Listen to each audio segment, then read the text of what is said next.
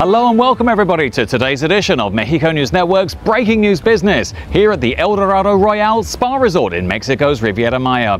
I'm Elliot Bullman.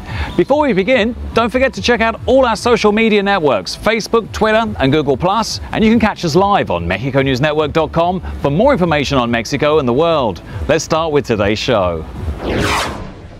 Mexico's growing beef industry is now targeting Muslim consumers in the Middle East for its prime cuts as it seeks to reduce dependence on US buyers.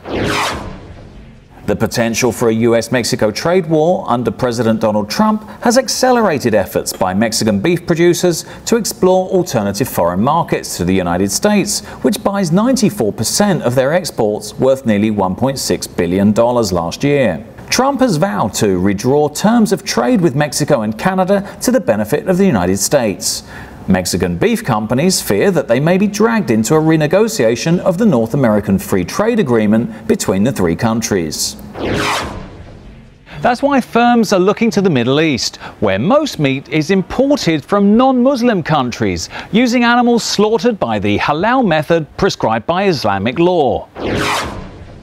Mexico, the world's sixth biggest beef producer, plans to quadruple exports of halal beef to 44 million pounds, that's 20,000 tons, by the end of 2018 from 11 million pounds this year, according to data from the Mexican Cattle Growers Association.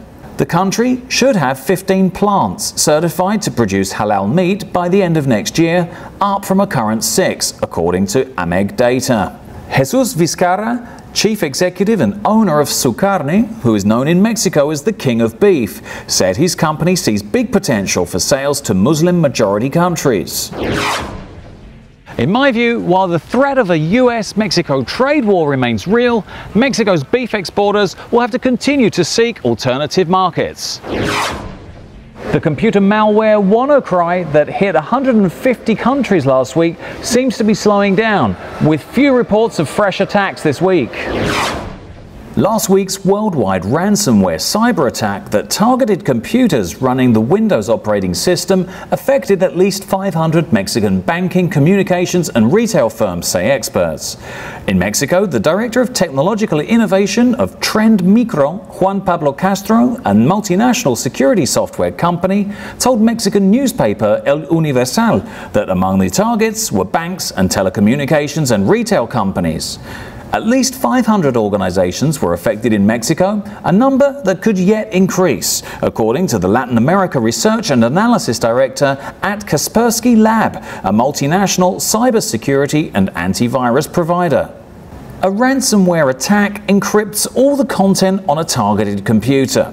The user is then held at the mercy of the hijackers, who usually demand a money transfer to be paid within 7 days before allowing the former to retrieve their information. On this occasion, a payment of around $300 was demanded via Bitcoin, a cryptocurrency and digital payment system. So we've been talking about how malware affected big business last week. Joining me now is Natalia from Southern California, from Orange County. Pleasure to meet you. Very nice to meet you. Hey, tell me what would happen in your situation where you were. What would have happened if the malware had hit your organization last week? It would be devastating, honestly. My job, honestly, in my career is to save patients' lives. So if malware would have infiltrated hospitals and any outpatient care facility, I would not be able to save your life. I work in medical device, so it would be devastating to my business, but more devastating would be to the patients. Like, if I need to save your life and now it's done, I don't know anything about you. Are you going to die? In my view, Microsoft needs to consider what obligation it has to all users, not just to those who pay extra for security. For Microsoft to just come out and expect people to shell out more money is in itself like a ransom. While Jalisco's governor, Aristoteles Sandoval, wants the world to discover Jalisco's simple charms of beaches, resorts and tequila, he's also pitching Guadalajara for all its high-tech charms. Sandoval has been making his pitch to Silicon Valley in the United States, selling what he considers the world's second best technology nerve center to the likes of Facebook and Tesla. While touring San Francisco's Bay Area in February, Sandoval praised both its past and future potential, citing over 300 startups in Guadalajara. He wants it to be a creative digital city to export products and contents. Guadalajara has been a technology hub for quite some time. In fact, since 1970, US companies started moving there to take advantage of low wage rates and tax incentives. But Sandoval wants much more. In fact, he's published an open letter to Silicon Valley companies asking them to consider setting up in Mexico. A testament to his desire to expand upon taking office, he created the Ministry of Innovation, Science and Technology to help support his vision. According to the Washington Post, over the past 15 years, Guadalajara has seen an accumulated investment of more than $4.5 billion US, exports to the US of $148 billion, and over 100,000 jobs. In my view, with heavyweights like IBM, Hewlett-Packard, Oracle and Motorola bringing in $21 billion a year to Guadalajara, the future looks really bright. This was all for today. Thank you for joining me here at the El Dorado Royale Spa Resort in Mexico's Riviera Maya. I'm Elliot Bullman.